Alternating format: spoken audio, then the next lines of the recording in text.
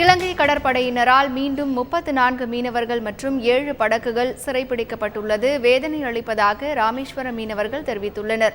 அரசின் கோரிக்கையை ஏற்று காலவரையற்ற வேலை நிறுத்தத்தை வாபஸ் பெற்று மீன்பிடிக்கச் சென்ற நிலையில் மீண்டும் மீனவர்கள் சிறைப்பிடிக்கப்பட்டுள்ளதாக அவர்கள் கூறியுள்ளனர்.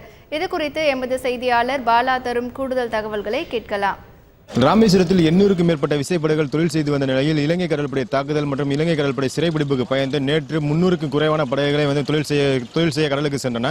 இந்நிலையில் கச்சத்தீவு அருகே நேற்று இரவு மீன்பிடித்துக் கொண்டிருக்கும் போது அங்கு வந்த இலங்கை கடற்படையினர் குறைந்தது ஒரு 10க்கும் மேற்பட்ட படகுகளை மீன்பிடிக்க விடாமல் அவர்களுடைய மீன்பிடி சாதனங்கள் வலைகளை வெட்டி கடலில் வீசியுள்ளனர். அது மட்டும் இல்லாமல் படகுகள் ஒரு 5க்கும் மேற்பட்ட படகுகளை மோதி படகுகளை சேதமாக்கியதாகவும் மீனவர்கள் கூறுகின்றனர். இலங்கை கடற்படை கடுமையான படகுகளை விரட்டி அடிச்சு படகுகளை மோதி போடுமடிகளை வெட்டி விட்டு பெருத்த நஷ்டம்.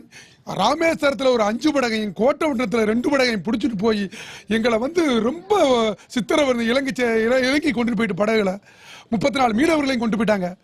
ஆனால் வாழ்வதா சாவதானுமே தெரியல. ராமேஸ்வரம் புதுக்கோட்டை மாவட்ட மீனவர்கள் இருந்து எல்லா பேருமே என்ன செய்யும் தெரியல. மத்திய அரசு ஒன்று துரித நடவடிக்கை எடுத்து இந்த மீனவர்கள் பாரம்பரிய இடத்துல மீன் பிடிக்கிறதுக்கு வழிவகை செய்யணும்.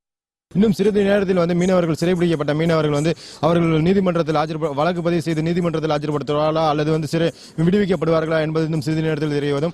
அது மட்டும் இல்லாமல் தொடர்ந்து ஏற்கனவே உள்ள இலங்கை கடற்படையால் சிறைபிடித்து கடந்த 2 மாதங்களாக சிறையில் வாடும் 86 மீனவர்கள் விடுவிக்கப்படுவார்கள் என்று மத்திய மாநில அரசுகள் 28ஆம் தேதி விடுவிக்கப்படுவார்கள் என்று தெரிவித்ததை அடுத்து மீனவர்கள் தங்களுடைய ராமேஸ்வர பகுதி மீனவர்கள் போராட்டத்தை விலக்கிக் கொண்டு நேற்று கடலுக்கு சென்ற நிலையில் மீனவர்கள் மீது கொடூர தாக்குதல் மற்றும் சிறைப்பிடிப்பு பகுதி மீனவர்கள் மத்தியில் பெரும் பதட்டத்தை ஏற்படுத்தியுள்ளது. இவர்கள் மத்திய மாநில அரசுக்கு உடனடியாக மீனவர்களையும் படகையும் உடனடியாக மீட்டு தருவதற்கு மத்திய மாநில அரசுகள் நடவடிக்கை எடுக்க வேண்டும்.